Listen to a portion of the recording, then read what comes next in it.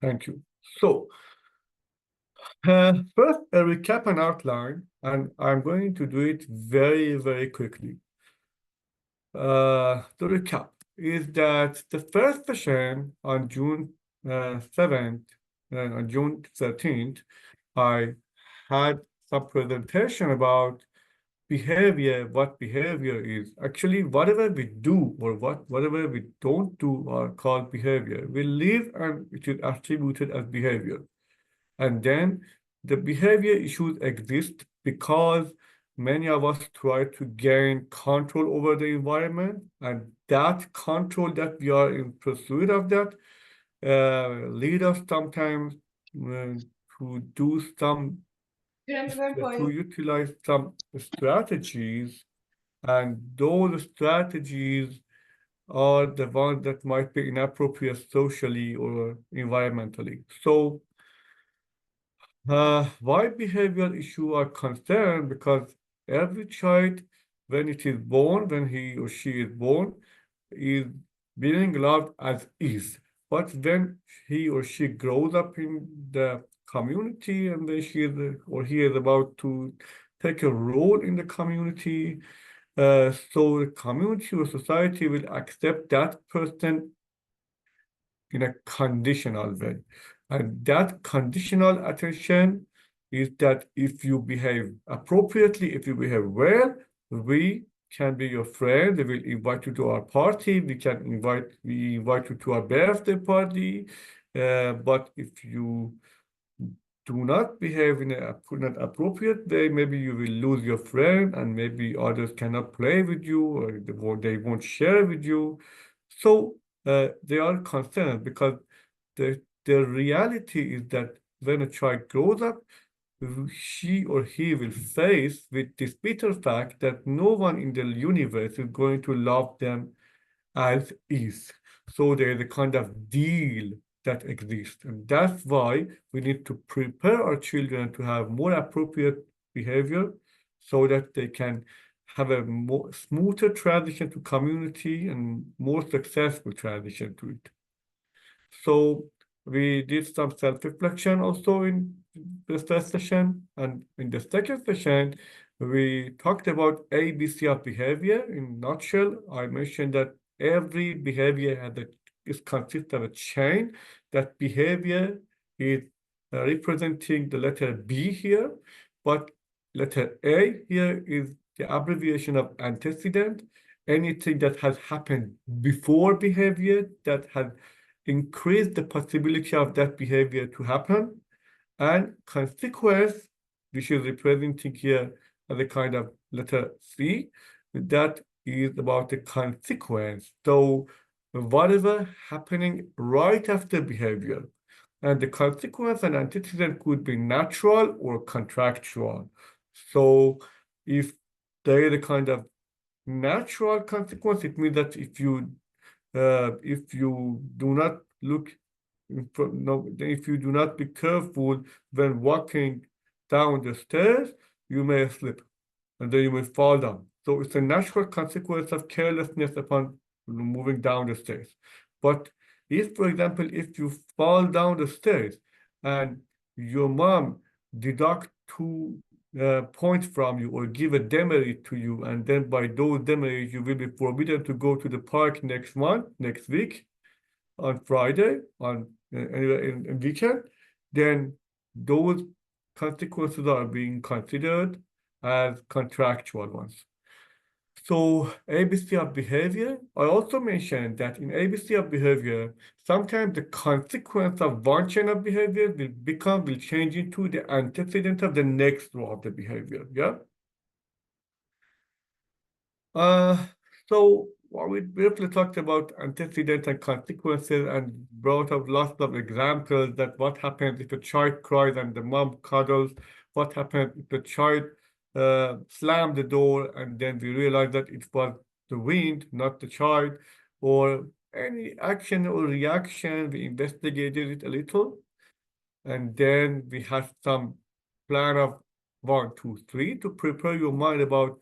It is very important to have some prepared plan before moving forward when working with children. And I've described it a little. You can refer to the past presentation if you wish. And at the end, we have some kind of general do and don't. But today, we are going to have these conversations, these topics about parenting, pyramids, creative responses to behavioral challenges, behavior management in difficult situations, and strategic algorithm. That is a very, very lovely slide, and you will get to know it. At the end of that, we will have some Q&A. So let's go and start learning. So first of all, we need to talk about parenting pyramid. So take a look at this pyramid. You as a parent, let's say we are presenting this to parents, but in generally speaking, caregivers also have similar pyramid, or therapists partially might have similar pyramid as well. So, anyways, parents should fulfill lots of the child's needs. It's parenting hierarchy of needs. So, every parent is responsible to maintain the child's physiologic and basic needs, like kind of sleeping, a place to live, a shelter, to live safely there, and also water, food, milk, or anything which is necessary to continue living. Yes, but it is not enough needs. Children also need exercise, some positive vibe from the family, feeling love and beloved, and some kind of belief and value system, and also some mindfulness activities about kind of puzzle, educational material, cognitive tasks, something that occupy our brain and then educate us somehow. Yeah, they are the nurturing self-care. So it's more advanced level of self-care. Yeah, and right after that, we will have healthy relationship that every child within the atmosphere or the parenting pyramid needs to have healthy relationship, healthy dynamics of relationship or interrelationship between parents and the child. For example, if the parent is fully depressed and doesn't have enough time or motivation to talk to the child or to spend quality time with the child and instead keep tweeting or retweeting or searching or surfing the net or social media and then doesn't have enough time to spend with child or feeling incapable of establishing a kind of rapport with the child, uh, that family doesn't have a kind of healthy dynamics of relationship. And those social support that every family is in need of that. For example, if one of the responsibilities or duties of every parent is to stay, keep themselves stayed in a kind of friendship loop. It's a very important thing that many of the families, specifically many of the families with children with special needs, gradually become marginalized and isolated. And it is very important to try our best to keep supporting each other in such chaotic world. Then we should feel that somebody exists in the universe that can understand us and that whom we can share our concern or problem or sad moments with. So they are about healthy relationship and how it's going to impact positively or negatively the child life.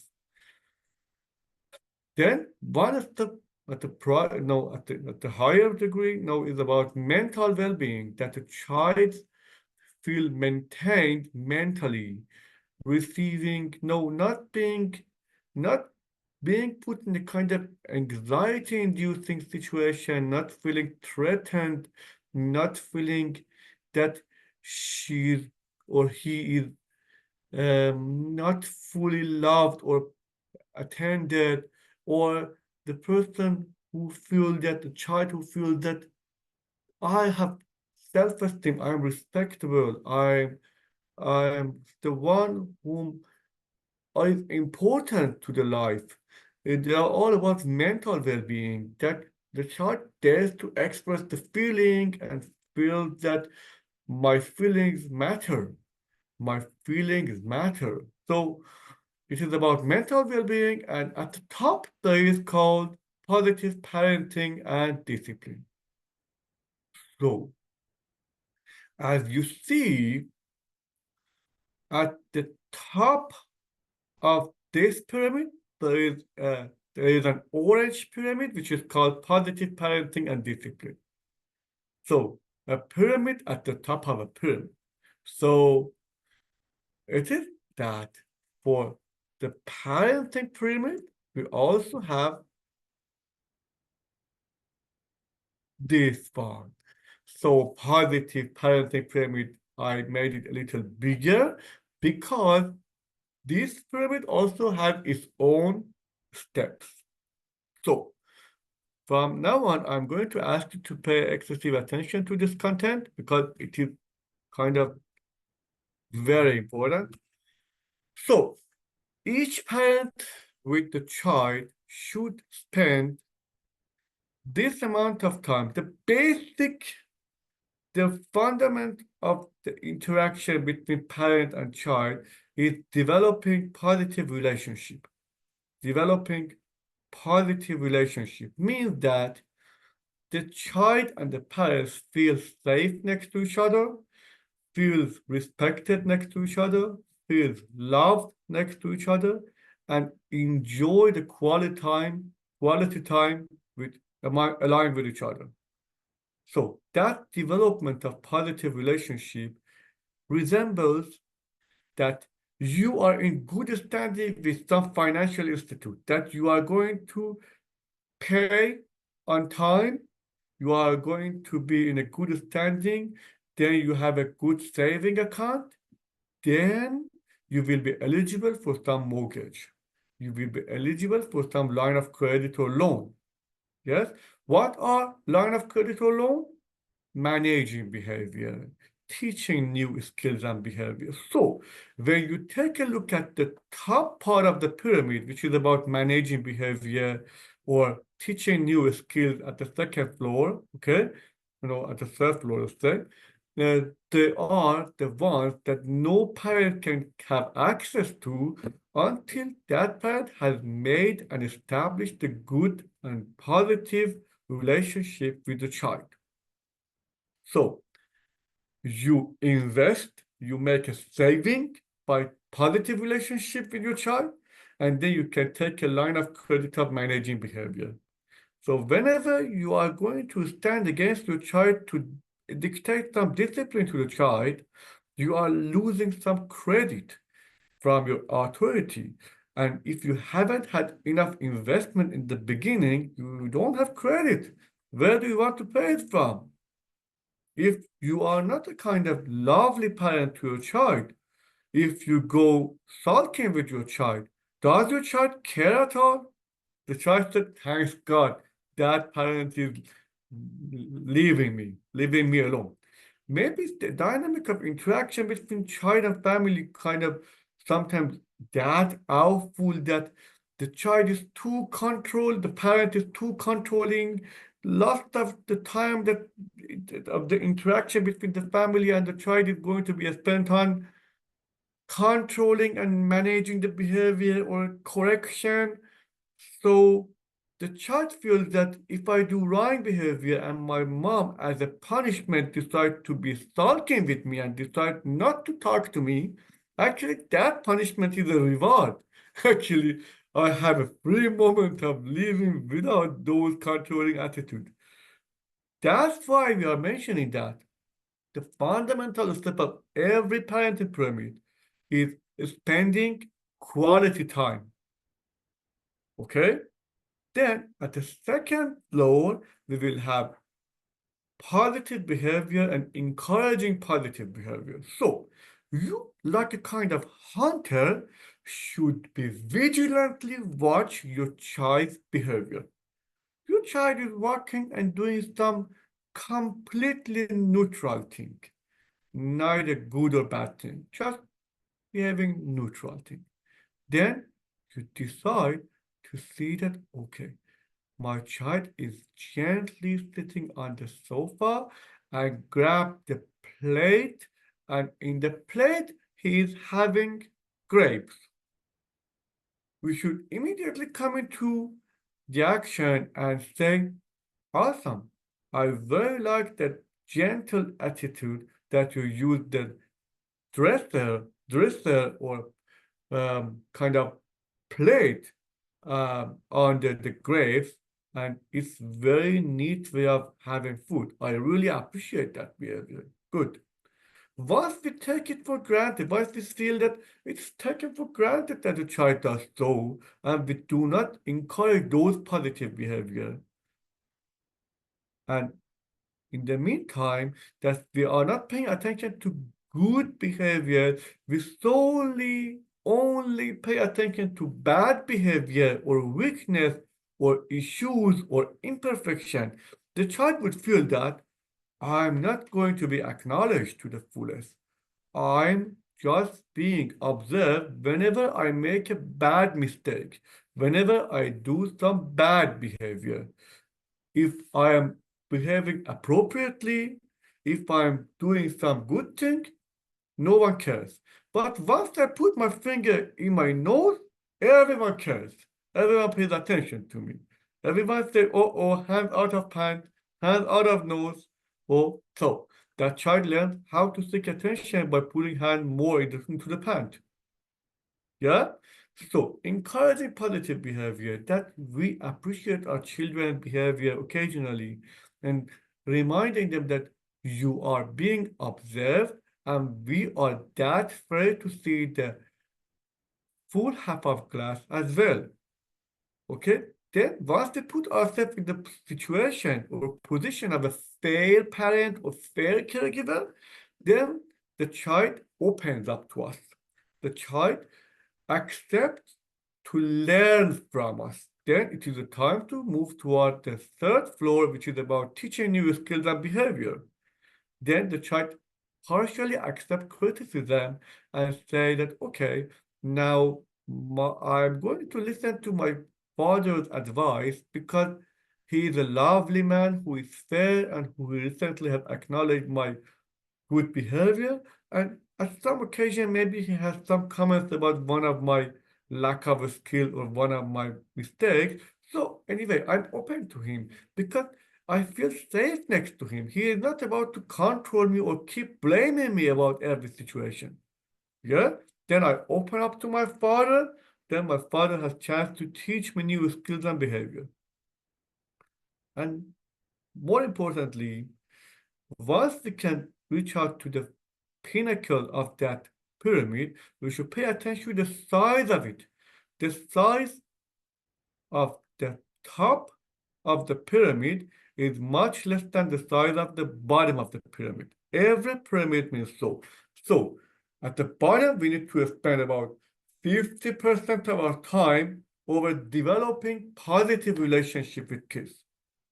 About 20% about encouraging positive behavior, about 15% encouraging or teaching new skills, and only 10% or so dedicating or allotting our time of the relationship to managing behavior. It is very important that if you want to spend the majority of your interaction with your child over managing behavior or behavior modification or correction, then your child doesn't feel any necessity to be of your friend or listening up to your advice. So it is about parenting pyramid. So we move forward. The next slide is about 5 important things that you need to know about the parenting pyramid. First of all, I just want to seek your attention toward a very important term called parenting. Parenting is relatively a new termination. Around the age of 1960, parenting started to be repeated amongst communities or society. Before that, we didn't have a such term. Look, We could be a parent who is nurturing the child or fulfilling the child's needs. The parent who just, like a gardener, who just culture a plant and look after the plant to grow and develop based on the seeds, based on the potential, based on the genes. Those kind of parents are just parent, are not doing parenting. Still, it's a kind of dilemma. I'm not going to say which one is correct one. Sometimes being a parent is the best tactic or strategy.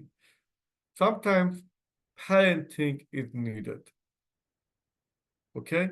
So, in a nutshell, if your child is suffering from behavioral problem that you need to fix or solve some problem that you are not necessarily equipped with instinctually, you need to practice some techniques, and those techniques of behavior modification that you use as a parent are called parenting.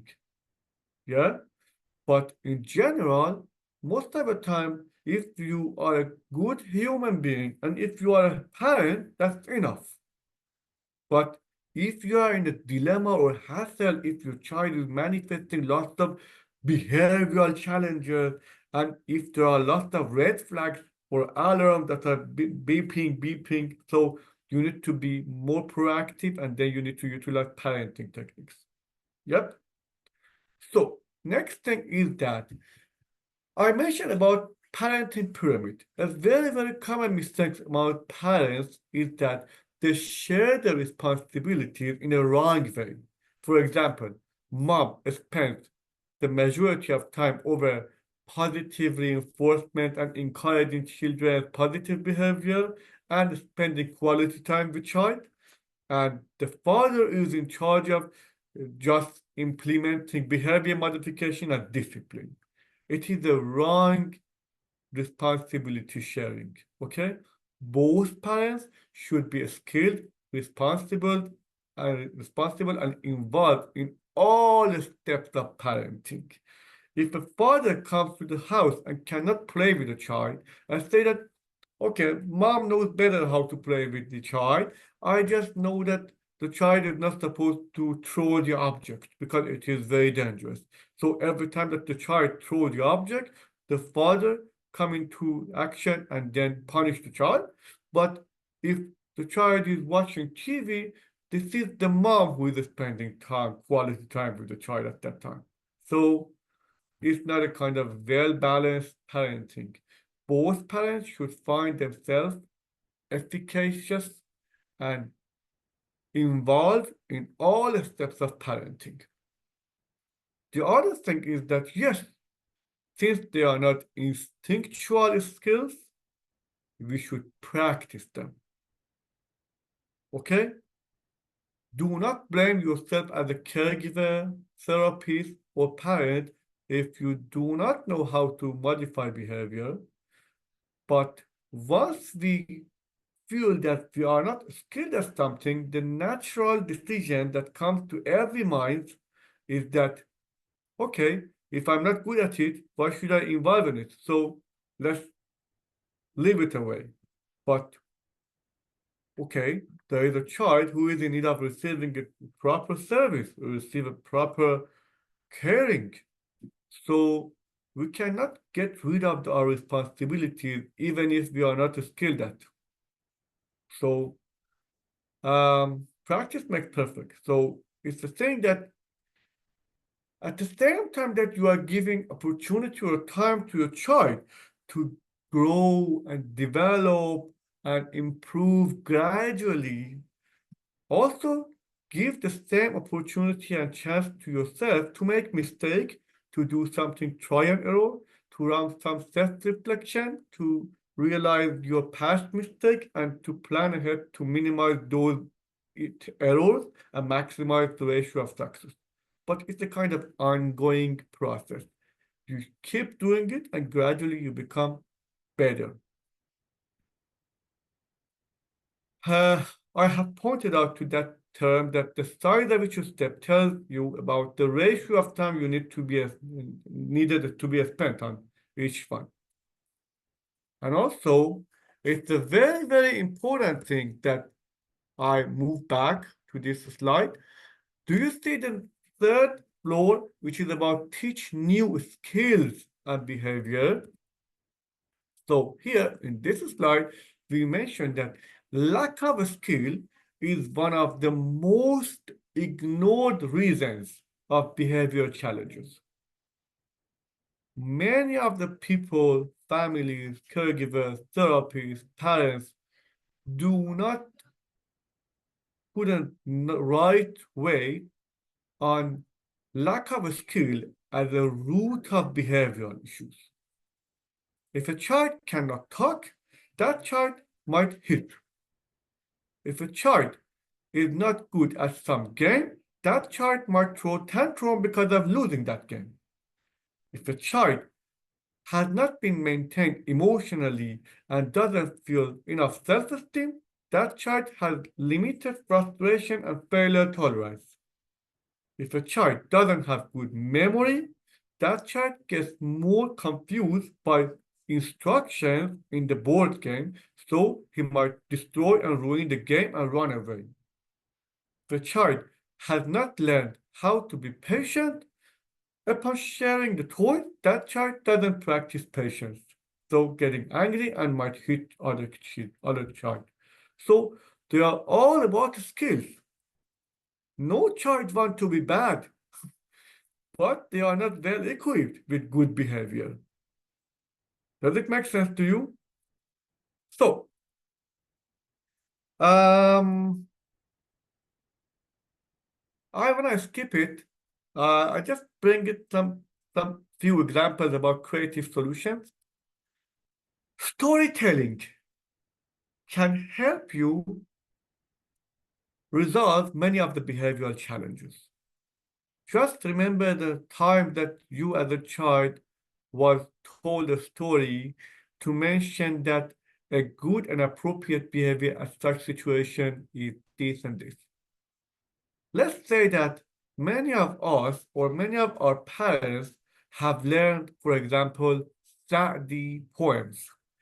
Sa'di poems are the ones that, no, Sa'di is a very famous poet that has written lots of ethical and moral poems about fairness, justice, honesty, brotherhood, equality, equity, and many of the cultures, all cultures have similar poem or poet that have many publications or many books or cultural products that teach and educate the community about proper way of living.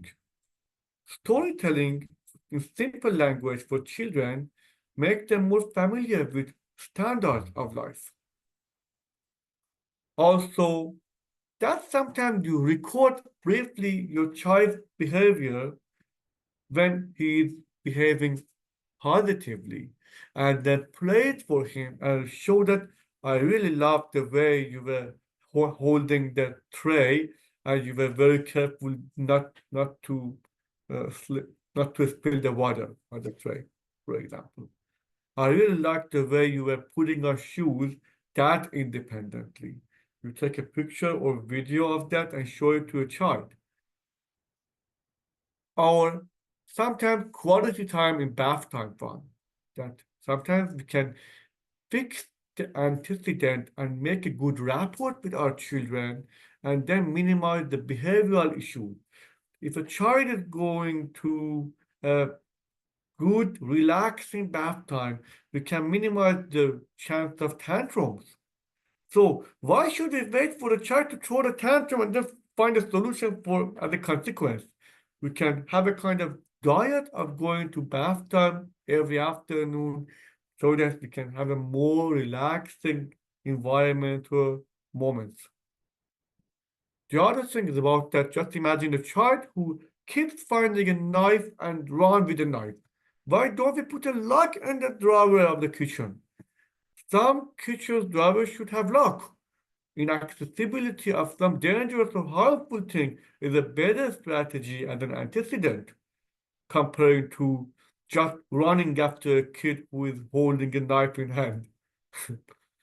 So also, that sometimes we can switch our role. Let's practice that your child play a role of parent or therapist, and you play a role of a child or a student or client, and see how he behaves with you, how he treats you. That behavior are the ones that he has perceived when you have been the parent, when you have been in the role of parent. So if you feel that then your child has taken the role of parent in front of you and keep saying, why didn't you do that? How many times I should say it? Okay? Then run a quick self-reflection to yourself. Did I talk so to my child? With any positive or negative intention? Have I talked so? It's a kind of mirror that children behave the way they have been treated to. So switching the role shed a light on these aspects as well. Also, there are some other techniques like kind of visuals for children who are not good at language comprehension. Once we assign or put some visuals, they will be aware about the next steps and they'll become more flexible upon transition time. Or rolling a dice. Just imagine that there are 2, 3 hard responsibilities or tasks the child wanna get rid of them. And then we decide that, okay, we roll a dice to see what number comes and what of the items we should start first. Or self-reflection, which is very important that you as a parent who is in charge of learning new skill of parenting, at the end of each day, you should review what you did and what is the better way of doing that next time. Also, that one, which is about toward positive gain, it is a very important word, and I want to spend a couple of minutes on that specifically. Just imagine that you are going to wake up your child. It's the kind of exact example I recently have learned from some masters of psychology, and I'm just sharing it with you. That just imagine that a parent is going to motivate the child to go to school on time. Then the parents would say, come on, rush. If you go late to school, everyone gets unhappy. Your teacher is waiting for you. You need to be on time or you will get bad mark. Okay? It's one way of motivating the child to go to school on time. The other thing is that, okay, today we want to have a great school. Your teacher is impatiently waiting to see your beautiful face. And today you are going to work on craft activities. There are plenty of fun. Your friends are waiting for you. You're going to have lots of lovely moments at school. So are you ready to go to school on time? Not to miss the bus? Okay? It's the fact that when we motivate the child towards some positivity, the child is living anxiety free. But if we are just inducing or imposing anxiety as a source of action, that do so, or you will get a bad mark. Okay? Yeah. That's the thing that I want to mention, that toward positivity game. Yep. So we go forward. And this slide is about strategic algorithm. Strategic algorithm is a nice one. It's a slide about what to do at each situation. So just imagine that there is a kind of inappropriate behavior. We don't say bad behavior. No behavior is bad or good. Only behavior might not be well fit with the expectation of the society. So, for example, if you at bathroom privately put your hand into your nose, why is it bad behavior? It's a kind of normal behavior. If you burp when you are alone, is it a bad behavior or is it a kind of normal or natural needs? But if you do it in front of others, in many cultures, it's considered inappropriate. In some cultures, blowing the nose or burping is not as bad as those of other cultures. So pay attention to the context and just say inappropriate behavior, not bad or good. So once some inappropriate behavior happens, we should first check, is it unsafe? Is it unsafe? If yes, immediate reaction. So we don't have time to teach our child not to do something when it is unsafe. Don't utilize unsafe situation to teach your child. Immediate reaction is needed. How? Physical involvement. If your child has no control or awareness on that, just imagine that the child is doing an inappropriate behavior, but the child doesn't have enough cognitive capacity to understand why that behavior is inappropriate. Or the child doesn't have any control over those behaviors. For example, just imagine that a child is flapping, okay? And you know that the child flapping is a kind of stereotypic movement that whenever your child gets excited, might do so. Okay, so will you give a feedback to him? So the thing that you can do is simplification, training, and practice. It's not about feedback. Simplification, training, practice. Training, you need to gain training. You need to practice similar situations with the child so that the child gradually gets partial mastery over those behavior or partial awareness about those behavior by, let's say, storytelling, role play, play-based activities, or reminding, record and review, whatever, to add up more awareness and control, okay, on the child behavior. And simplification means that if a child is bad at understanding a series of actions that had ended some bad result, just make it more simplified. Just ask him to pay attention to this part, that this part is inappropriate. Do not make it a kind of long series of action, interaction, action, interaction, reaction, action, interaction. Okay, just simplify it so that it becomes more understandable to the child. Sometimes inappropriate behavior happens, and sometimes inappropriate behavior happens, and you feel that you are in lack of sources for consistent follow-up. What does it mean? For example, the child shows some inappropriate behavior, but you feel that I don't have enough time. I don't have enough time. If I ask my child not to do so, and my child keeps doing that, I cannot follow up. I have to say, okay, don't do that, but I have to go to work. So how can you manage that behavior? When you ask the child not to do something or to do something else, first you should double check to see if you have enough time to follow it up, or if you have enough sources.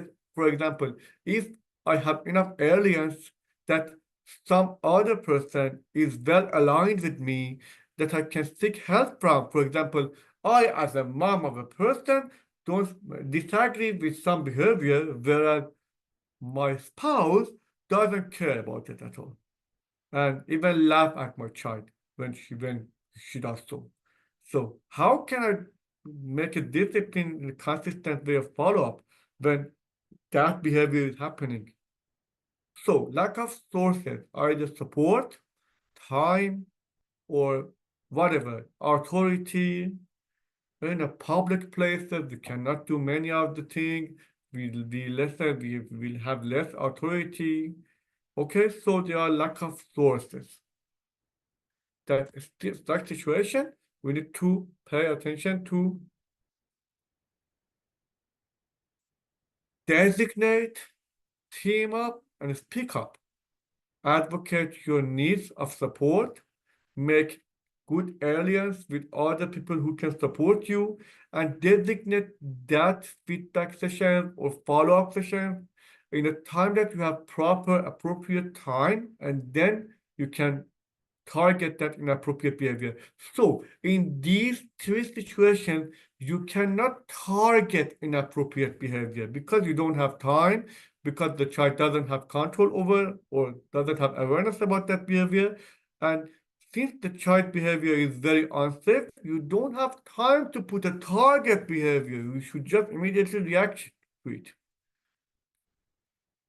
But in some occasions, you have time, you have sources, you can acknowledge that your child has enough control and awareness about that behavior is being done deliberately, and then you can target that behavior. Once you target a behavior, you should make sure if the change in the behavior desired or necessary. It is important to discriminate these two words from each other. If something is desired, it means that if my child learns that skill, or if my child doesn't do that inappropriate behavior any longer, it's better. It's more appropriate to do so. It's a better way of doing something. So it's good that my child complies well with me and helping me set the table upon lunchtime. Okay? So it's desired. But sometimes our orders, our changes are necessary. The changes that we have planned and we have targeted those behavior are necessary. Like, for example, no child is allowed to say inappropriate word. No child is about to swear. No child is about to spit out. No child is about to, let's say, do some aggression or aggressive behavior in front of others. So immediate reaction and necessity of that change has targeted the behavior. So if it is desired, you just request it one time. You ask your child or suggest your child, can you please do that to me? Can you please do it? If the child complied, you say thank you, you give a token, a reward, a credit. If the child didn't care or didn't comply, just ignore. Do not repeat that request. Just ignore. Ignore, do it yourself, leave the place. Okay? So, for example, you can say, can you help me set the table? The child ignores. You should decide if at this situation setting the table is a necessity or it would be better if my child does so. If it is not a necessity, don't stick to it. Just leave him if he doesn't care, but do not keep repeating on something which is not worth following it up. Because if you follow it up and your child doesn't care again, and if you keep repeating and your child doesn't care again, then you have to move towards some hard moment of kind of timeout, punishment, reinforcement, or any other technique that I will explain later on. Okay?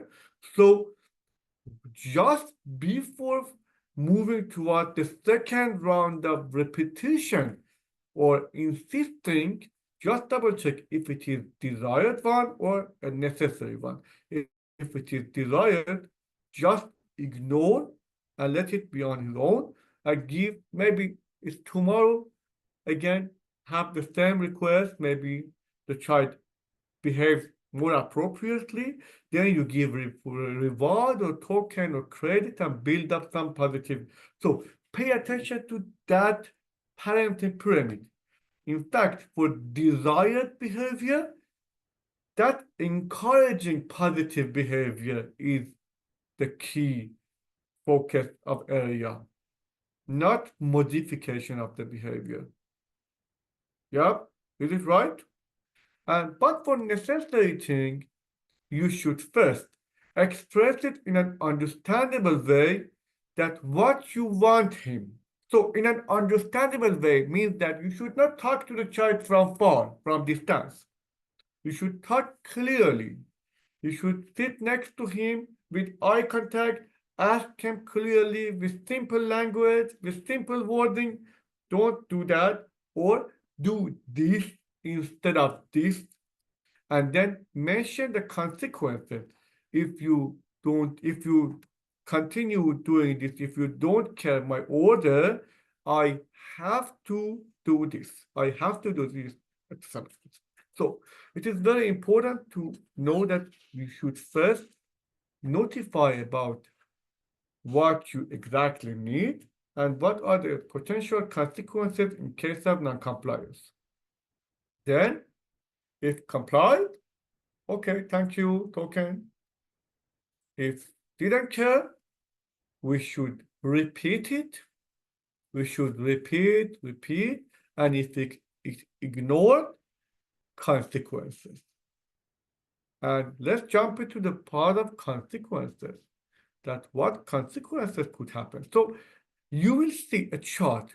Most of the time, I just made this strategic algorithm for many reasons. One of the reasons is that if you have some prepared plan in advance, whatever happens, you don't get surprised, you don't get shocked. You don't say, oops, what can I do now? I'm surprised, I don't know what to do. No, you have a preset model or algorithm that whatever my child does exists in some of these algorithms, some part of its algorithm. So I can logically think before I become emotional, because I, as a parent, whenever I see an inappropriate behavior, I become emotional and I might emotionally react to a child's behavior. And then I cannot think well. So for crisis management solution, it's very important to have some preset algorithm that whatever happens, I should localize my situation or status, where it exists, where it is located, and then move along those arrows. So, but for the consequences, important about consequences.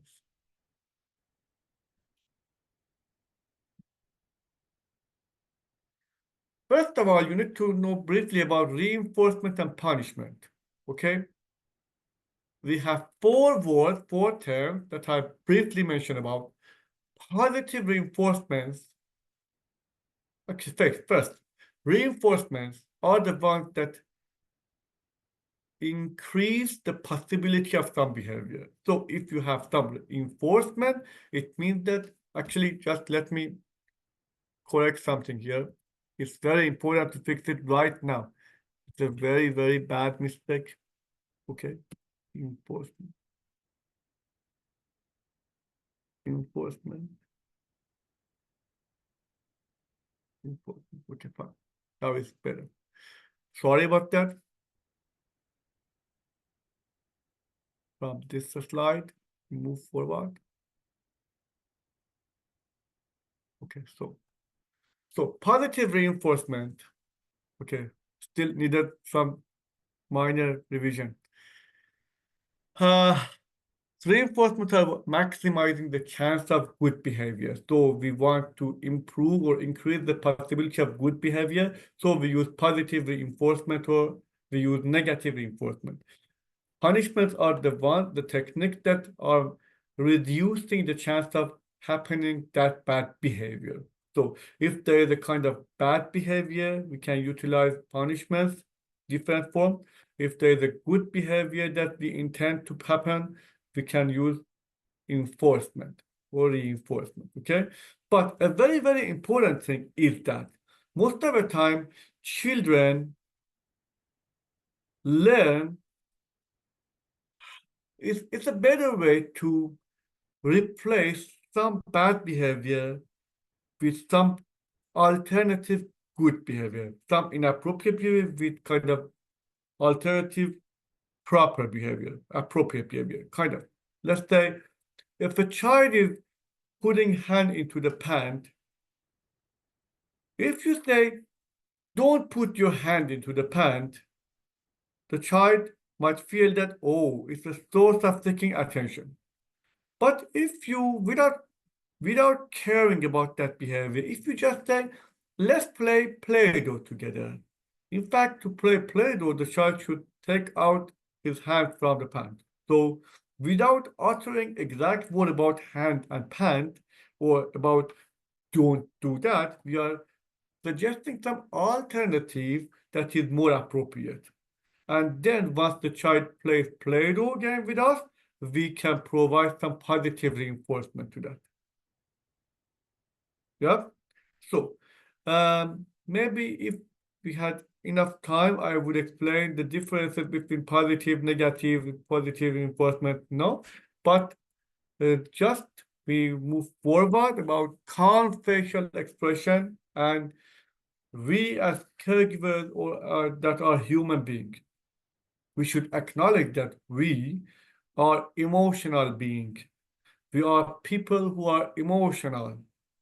We are people who suffer from some bad behavior or harmful behavior, and we might blame ourselves if our children do something bad or inappropriate. But once we have a kind of a strategic algorithm, we can stay calm without very anxious facial expression, anxious facial mimic, and just like a kind of pre-planned robot can follow up the behavior and provide the related consequences, not as if we are fighting with our kids, not as if we are fighting, as if the kid is a kind of enemy to us and we have to beat him up, okay? We need to have a kind of calm facial expression. We should say, sorry, I have to do that negative punishment. Sorry, I have to do that positive punishment. For example, negative punishment. Sorry, as a negative punishment, I should not let you play iPad for 1 hour. So once you deprive your child from some favorite activity, it's some sort of negative punishment. Yeah? So it's very important to have calm facial expression. And consistency is the key. I have said it many times, consistency in time and location by location, and parent by parent, parent to parent. And also, we should mention that the nice and right and healthy ratio between reward and punishment is 4-1.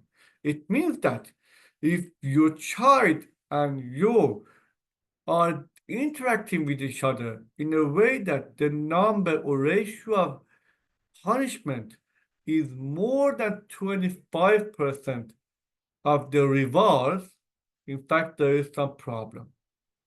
So you need to be creative to alternate inappropriate behavior with more appropriate behavior as suggestion. You need to utilize music, singing, moving toward positivity, happiness, trusting yourself, patience, simple, understandable wording, different techniques of behavior modification that you can later on learn and train and practice, okay?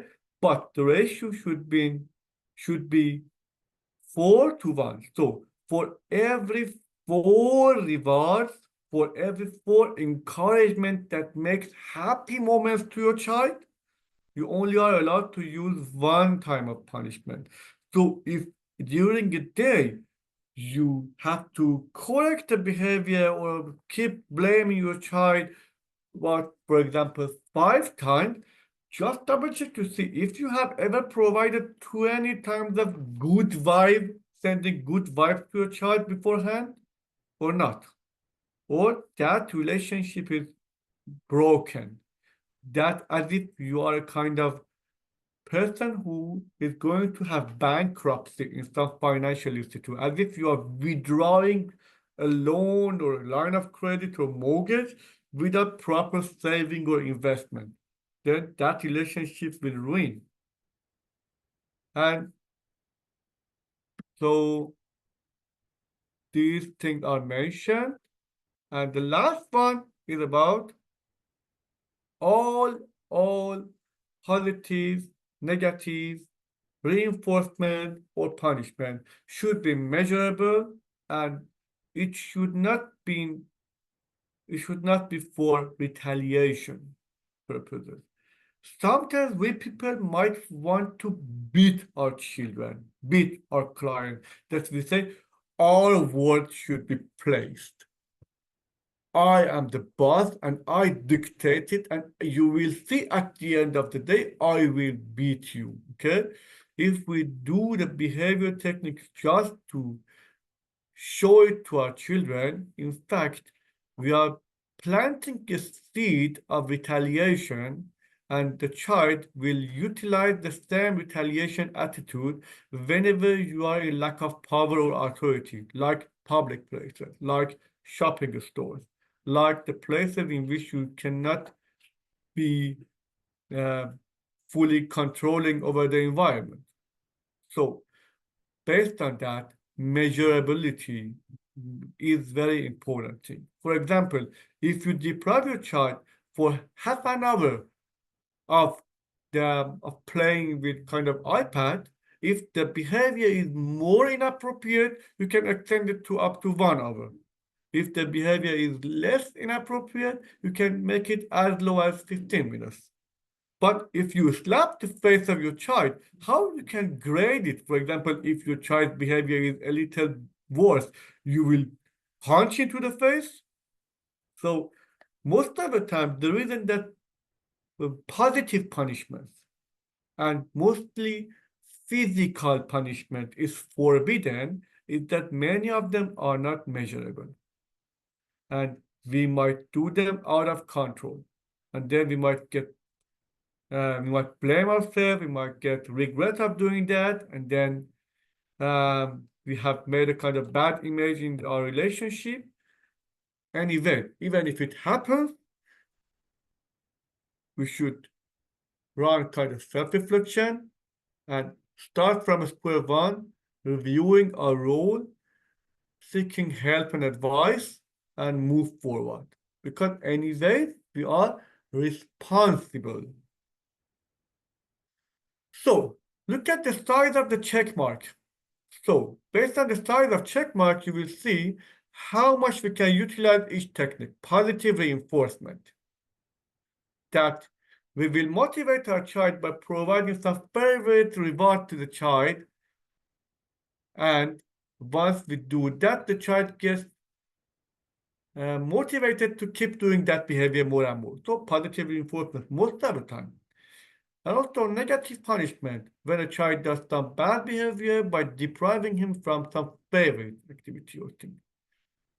Negative reinforcement, that is rarely used, that the child is not allowed to play with iPad until he does his homework. It's negative reinforcement. And positive punishment is about, for example, the time that, let's say, actually, there's very rare example that positive punishment is going to be happening. So let's just consider it as a very, very, very tiny check. And I skip bringing some example about positive punishment that is faced. Let's say maybe actually barely nothing, barely nothing. Okay, so we move to the next slide. That is the last one. Is about situations that are more difficult or challenging, like grandparents' home where no rule exists, or shopping store that many people in public, and also lots of visual stimuli that can activate the child, you know, or stimulate the child or make it irritated, or kind of public park that make the children very excited and they love to keep running, and it's very hard for them to think before acting, and they cannot be easily controlled in some um, unsupervised areas or big spaces. So, upon and prior to going to such difficult places, first you need to plan in advance based on the past memories, based on the past experience that you have had. You need to have a plan in advance, like a kind of algorithm that I have prepared for you. You should have some plan that, okay, so we are going to go there. How many are we? We are 2 or 3%. My spouse and I, along with my kid, with the car. What time we are going to go there? What time we are going to get back? What is the plan A? What is plan B? What is plan C? What happens if my child cries? Who is in charge of taking the child back to the car till other person can continue shopping? So we have some plan A, B, C that we have agreed upon, implementation of that. Then whatever happens, we are ready for that. Whatever happens is not ideal to us, but we are ready for that. Yep. And then accurate analysis about resources and limitation. I have mentioned it. Yeah.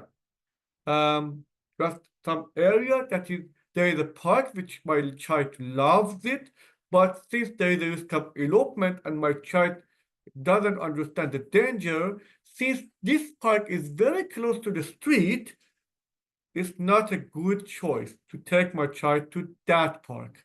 Because if we go to that park, which is very close by a street, I cannot spend quality time with my child. I should keep forcing him not to run, not to run. But the nature of park is to be freely running. Why should I control my child? Because I am afraid of the danger that my child is not aware of. So I should keep controlling him because unfortunately that park location is very close to the street. So let's find another better park that is well fit with my child's awareness and skills. Right? So also prepare your child mind about the appropriate and expected behavior you anticipate from your child prior to going there. Look, we are going to go to a party. We are going to stay at that gathering for 1 hour. If you need help, if you get bored, you can reach out to us. We can talk and find a solution for. What do you want to take from home with you? Maybe let's take a kind of toolkit with you. Just wrap up your backpack and put up any of dolls or favorite toys, and then bring it along with you to the party so that in case you get bored, you have some good and appropriate functioning play that you can get occupied with and do not get engaged with some inappropriate attention-seeking behavior. So talk with your child, find solutions, and make a toolkit for your child so that upon going there, the child gets well equipped with some A, B, C, D plans of self-regulation in order to minimize those bad behavior. However, if nothing works, and if a child threw a tantrum in the shopping store, you immediately take your child and take him to the car. No, elevate your control. Your car is your territory, but shopping store is the public territory. Lots of judgment, lots of curious people, lots of interfering people, lots of policies, course, safety stuff. But once you take your child to your car, you can be calmly repeating that since you cried, we can no longer go to the shopping store. You take promise, finger promise from your child, pinky promise, pinky promise. If we go back to the shopping store, will you be quietly and happily able to walk next to me or not? Your child promised you that you go back to the shopping store. If he repeats it again, you get back to the car again. Again, pinky promise, let him calm down. Again, you should get back to the grocery store. Are you able to buy some stuff at such chaotic situation? Goodness, no, you are not going to go to grocery store to practice appropriate behavior of shopping aligned with your kid. You are supposed to make some simulated situation in which you take your child to cinema or grocery store without any intention to watch a movie or buy some stuff. You are just going and pretend it's the day that you and I are going to go to watch a movie in cinema, but in fact, we are practicing appropriate behavior. Every time that you lose your control, we get back to the car, calm down, talk, take promise, we get back to the location. We keep practicing it till the child learns how to control the behavior. Or, worst case, we will reach out to this conclusion that our child is not ready yet for that level of difficulty. Then it's very simple. We can ask one of the parents to be close to the child, and the other person should buy the groceries or shopping thing. Once the child gets ready to independently, appropriately behave in a well manner. So I talked so fast, and unfortunately, this time I wasn't very successful at managing time. At it's 8:40, I have talked about many topics in the third session, and actually, again, I insist, packing all these data and information in 3 hours is a kind of mission impossible. But I love, I have passion to do so, and I really appreciate your time and patience of listening to me. Thank you very much. So if you have any question, feel free to share it with me, or if it is late for you, feel free to say bye, and then we will terminate today's session. Thank you.